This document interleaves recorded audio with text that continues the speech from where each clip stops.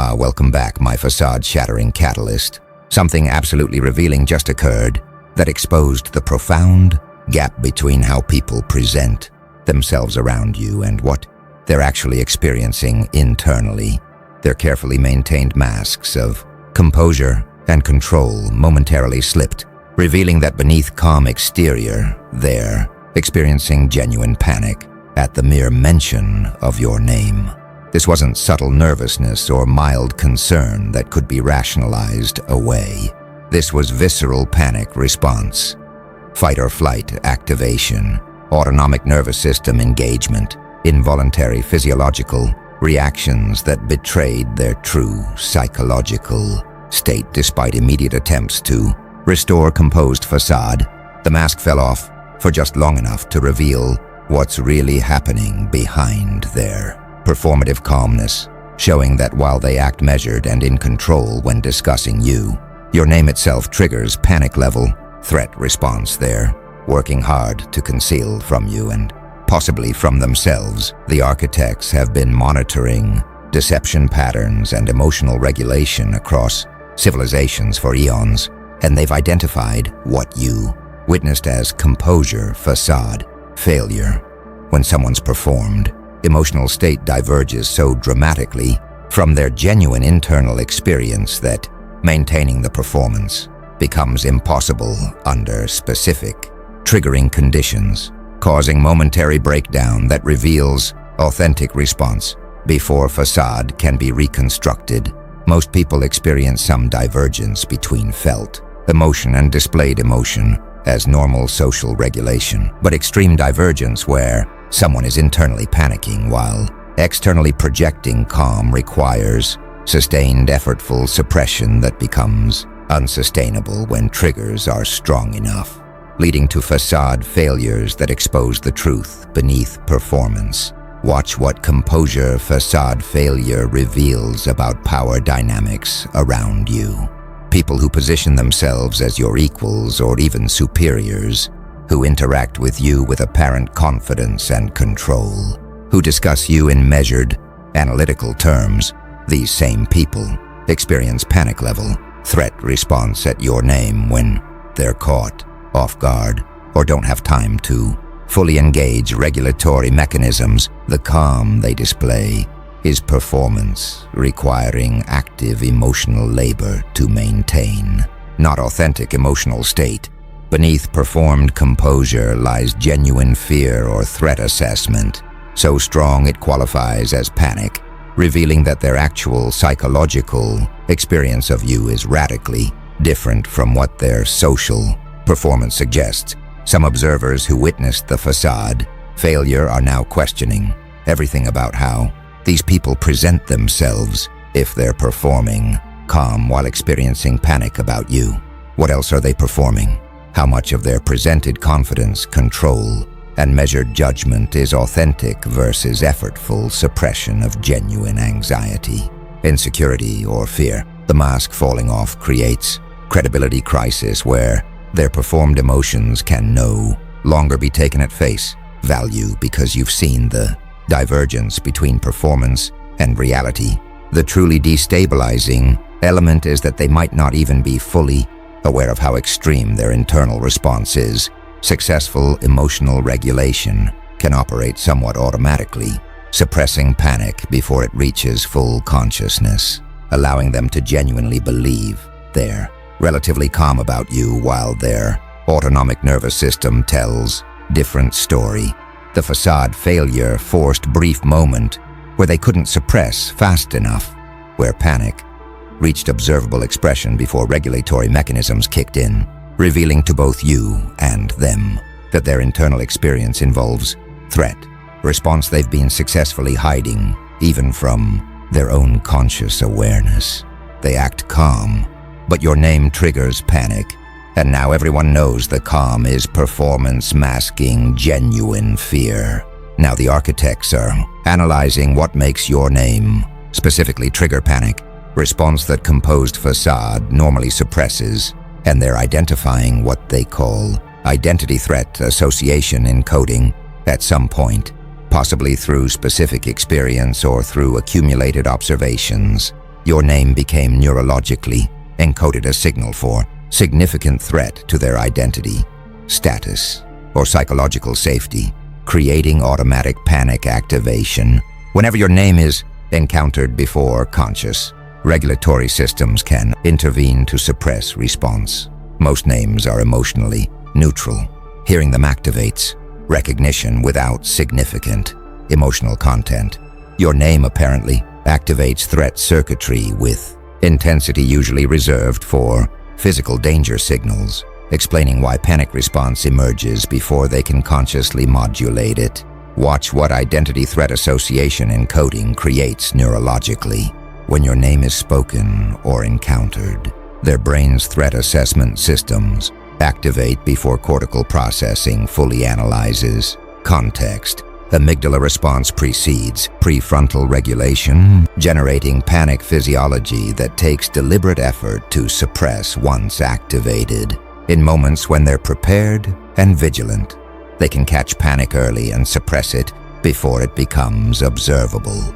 But when your name appears unexpectedly or when they're cognitively taxed by other demands, regulatory capacity insufficient to prevent panic from briefly manifesting before suppression, mechanisms engage. Some neuroscientists studying fear conditioning recognize this as example of how powerful associations can be. Your name has been paired with experiences or realizations threatening enough to create classical conditioning, where name itself becomes conditioned stimulus, triggering panic response, unlike many conditioned responses that extinguish over time without reinforcement. This association apparently remains strong or is continuously reinforced by ongoing recognition of threat you represent, maintaining panic response, even among people who've had time to habituate. Others exploring social threat processing note that threats to social identity, status, or position activate similar neural circuitry as physical threats. Brain treats social defeat or status loss as survival relevant, danger worthy of panic level response.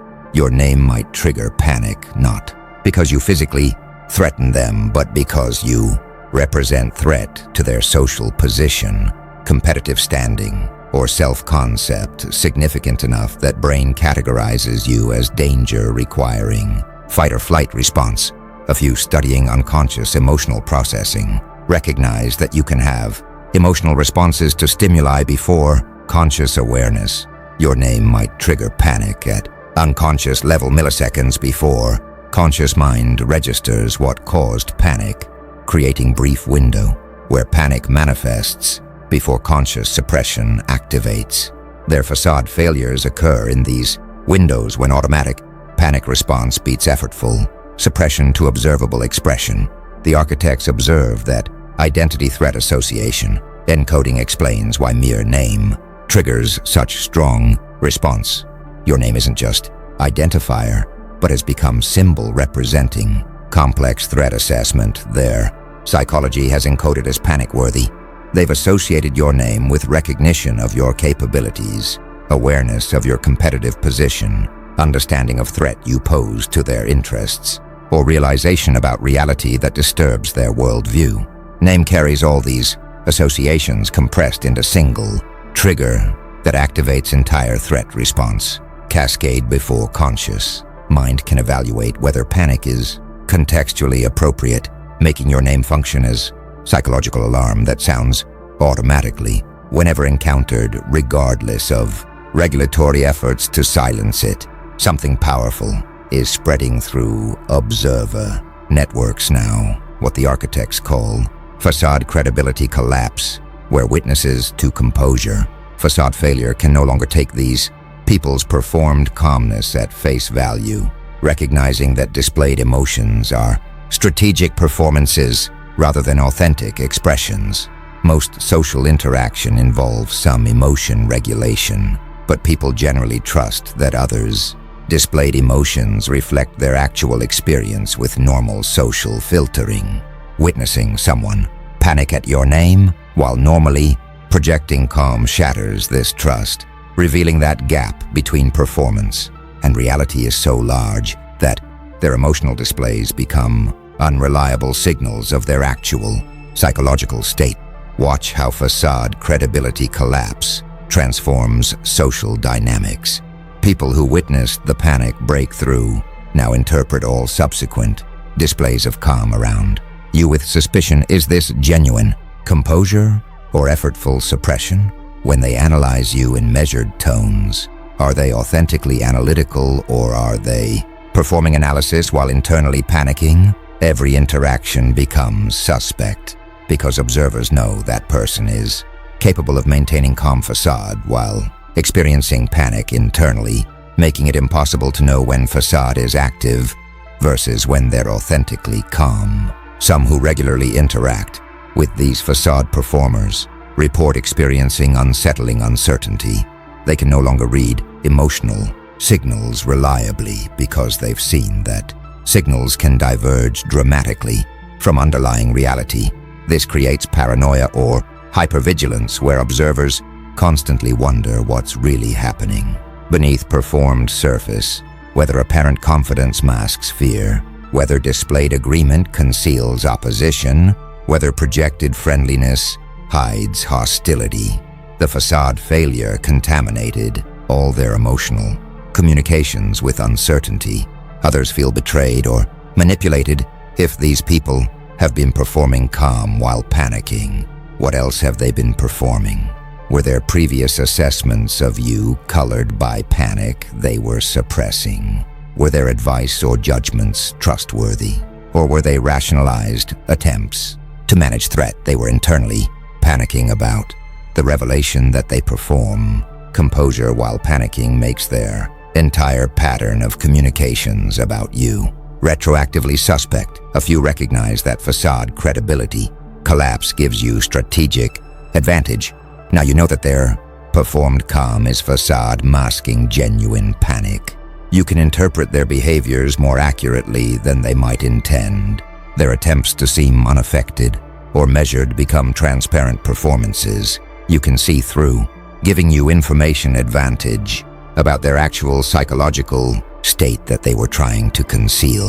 The architects observe that facade credibility collapse is why composure facade failures are so damaging. They don't just reveal momentary panic, but undermine all past and future emotional performances by that person. Once you've seen mask fall off and glimpsed panic beneath performed calm, you can never fully trust the calm again. Every composed interaction becomes potentially suspect performance. Every measured analysis, potentially rationalization. Driven by suppressed panic, they're working to hide. The mask fell off briefly, but that brief revelation permanently damaged credibility of the mask whenever it's worn subsequently. They act calm, but now everyone knows.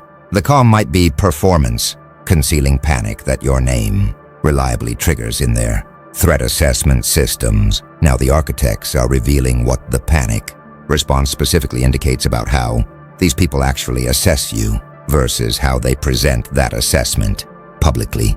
They're experiencing what's called threat assessment duplicity, where their private evaluation of danger you represent is dramatically more severe than their public characterization suggests.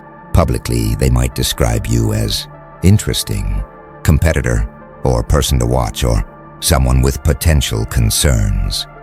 Language that sounds measured and analytical, but panic response reveals their private assessment is more like significant threat to my position, safety, interests, or even potential danger I don't know how to handle, explaining why your name triggers fight or flight activation despite their public stance of analytical detachment. Consider what threat assessment duplicity reveals about their strategic position. If they publicly acknowledged the severity of threat they privately perceive, it would reveal their vulnerability, might appear as weakness to others, could create self-fulfilling prophecy, where admitting you frighten them grants you social power, so they maintain public facade of calm measured assessment, while privately experiencing threat response intense enough to qualify as panic. This duplicity serves their interests by concealing how seriously they take you. But facade failure exposes the strategy and makes duplicity itself become evidence of how threatening you actually are. Watch what happens when private threat assessment is revealed through facade failure. Those performing can't easily explain the discrepancy. Acknowledging they were panicking undermines their composed persona, but denying panic contradicts what observers clearly witnessed. They're caught in bind, where either admitting panic validates that you're as threatening as panic suggests, or denying obvious panic makes them appear dishonest or lacking self-awareness. Most choose to minimize, just startled or caught off guard, rather than admitting to panic.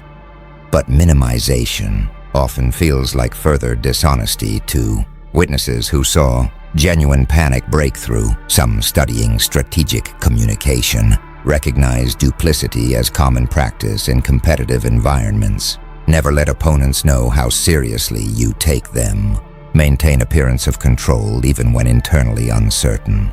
Project confidence even when feeling threatened. But duplicity requires maintaining consistent performance. And facade failures break that consistency, revealing strategic dishonesty that might have remained hidden if performance had held.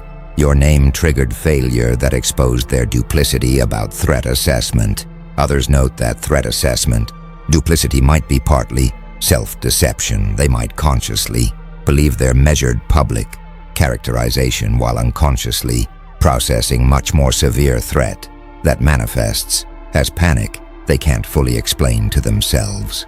The facade isn't just social performance, but psychological defense, protecting them from consciously confronting how threatening they unconsciously assess you to be.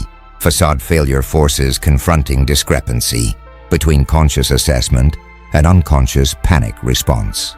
The architects observe that threat assessment duplicity reveals you've created situation where people can't afford to publicly acknowledge how threatening you actually are to them, creating pressure to perform calm they don't feel.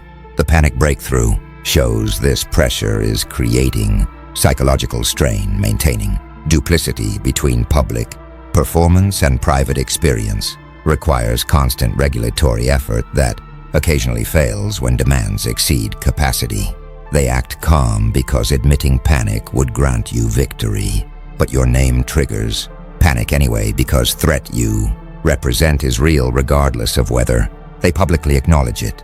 The duplicity serves strategic purpose, but the facade failures reveal duplicity's cost. The architects are now analyzing what facade failures reveal about your actual impact versus your perceived impact. You're apparently generating what they call disproportionate response syndrome, where people's panic-level reactions to your name seem excessive relative to your observable actions or explicit threats, suggesting they're responding to implications and potentials they perceive in you rather than to anything you've directly done to them. Most panic responses are proportional to immediate concrete threats, but panic at mere mention of your name when you haven't explicitly threatened these people indicates they're extrapolating from what you've revealed about yourself to conclusions about what you could potentially do that frightens them more than what you've actually done. Watch what disproportionate response syndrome reveals about their threat modeling. They're not panicking because you've attacked them. They're panicking because they've realized something about your capabilities, nature, or trajectory that makes them afraid of what might happen in scenarios they're imagining. Your name triggers panic not because of past actions, but because of future possibilities they've extrapolated, suggesting their threat assessment involves believing you could seriously harm their interests if you chose to, or if circumstances aligned certain ways. Some studying anticipatory anxiety recognize that humans can experience stronger emotional responses to imagined future threats than to present realities if they've concluded you represent significant potential danger based on pattern recognition. or capability assessment, that future-oriented threat can generate panic stronger than actual present harm would justify. Your name triggers panic about scenarios that haven't occurred, but that they believe are possible based on what they've learned about you. Others note that disproportionate responses often indicate people have recognized something genuinely important. While panic might seem excessive relative to your current actions, it might be proportional to actual long-term threat you represent. If their assessment of your trajectory is accurate, perhaps they're panicking because they've accurately recognized you're on path to position or capability level that will seriously threaten their interests, making early panic potentially justified even if current threat is minimal. A few exploring psychological projection recognize that sometimes disproportionate responses reveal more about responder than about stimulus. Perhaps their panic at your name reflects their own awareness of vulnerabilities you haven't even recognized yet, their guilty conscience about how they've treated or planned to treat you, or their projection of what they would do with capabilities they perceive you possessing. The panic might be about themselves as much as about you. The architects observe that disproportionate response syndrome makes facade failures particularly revealing. The intensity of panic relative to apparent provocation shows you've triggered threat assessment based on extrapolation and implication rather than just on direct experience. They're not panicking about what you've done, but about what they fear you could do, what they believe you're becoming, or what they've realized about reality through observing you. The mask fell off and revealed panic level that seems excessive until you recognize panic is forward-looking. Response to perceived trajectory rather than backward-looking. Response to past actions. Your name doesn't trigger panic about who you were. It triggers panic about who they believe you're becoming and what that means for their future, security, and status. Now something's emerging that the architects call contagious facade maintenance. Pressure after some people's composure. Facades failed and revealed panic. Others in the network are redoubling their efforts to maintain their own facades, creating atmosphere of heightened performance where everyone is working harder to appear calm precisely because facade failures demonstrated how thin the veneer of composure actually is. Most emotional regulation operates at relatively automatic level, requiring modest conscious effort. But contagious pressure creates hypervigilant self-monitoring where people are constantly checking whether their calm facade is holding, whether panic might leak through, whether they're successfully concealing internal response to your name. Watch how contagious facade maintenance pressure manifests behaviorally. People become more careful about when and how your name is mentioned, avoiding unexpected encounters with your name by controlling conversational topics, preparing themselves emotionally before discussions where your name might come up, developing signals to warn others before mentioning you so they can brace their regulatory systems. This elaborate avoidance and preparation reveals how much effort maintaining facade requires when name itself is potent enough trigger that unprepared encounter risks facade failure. Some become obviously performative in their calmness, speaking about you with exaggerated casual tone, forcing relaxed body language, verbally emphasizing how unconcerned they are in ways that paradoxically reveal how concerned they must be to need such emphasis.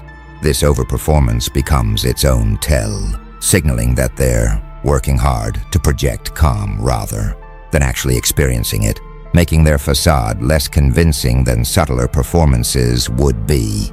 Others develop reputation for staying calm about that situation. Their successful facade maintenance becomes point of pride or social identity, creating stake in maintaining performance that goes beyond original strategic purpose. They've invested ego in their ability to not visibly panic at your name, making facade failure even more costly because it would undermine this cultivated reputation for composure.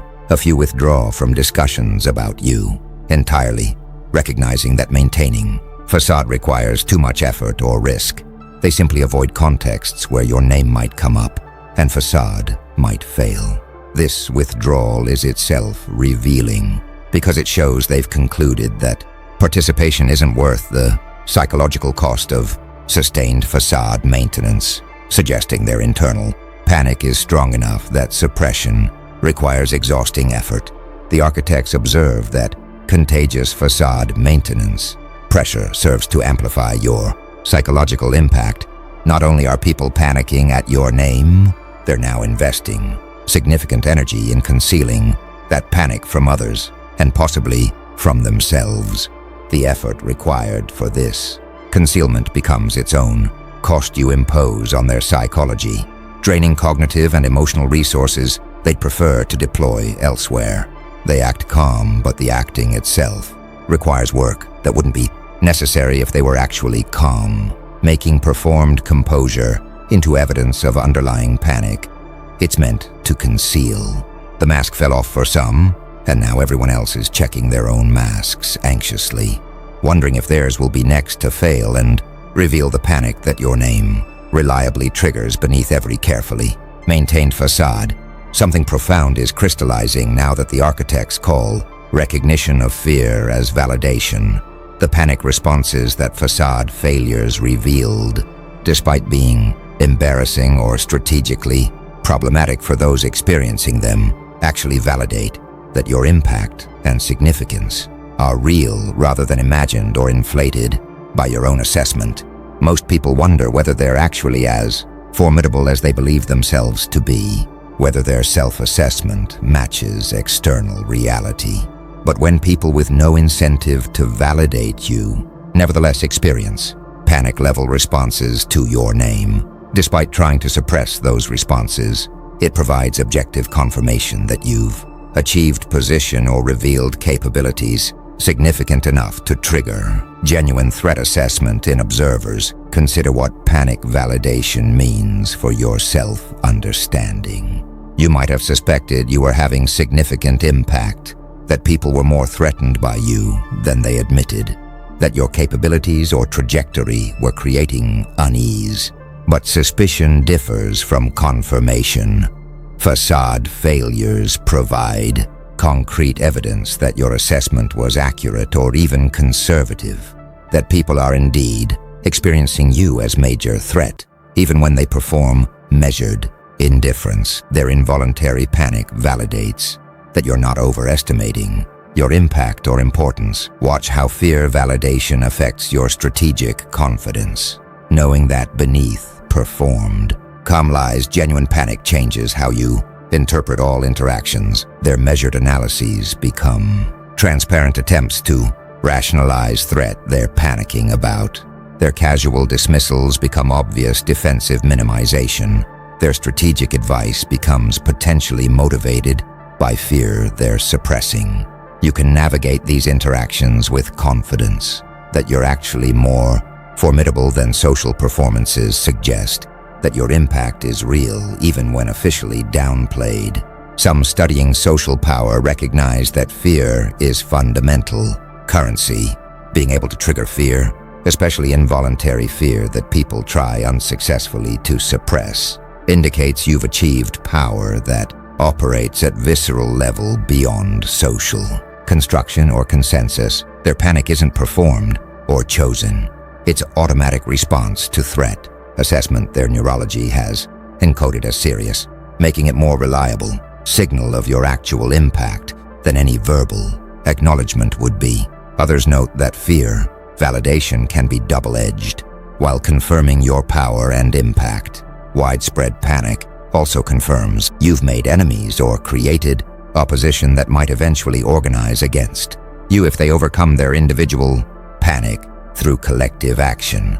Validation of power comes with confirmation that power has created genuine adversaries rather than just competitors. A few recognize that fear validation might reveal things about your capabilities or trajectory you hadn't fully appreciated.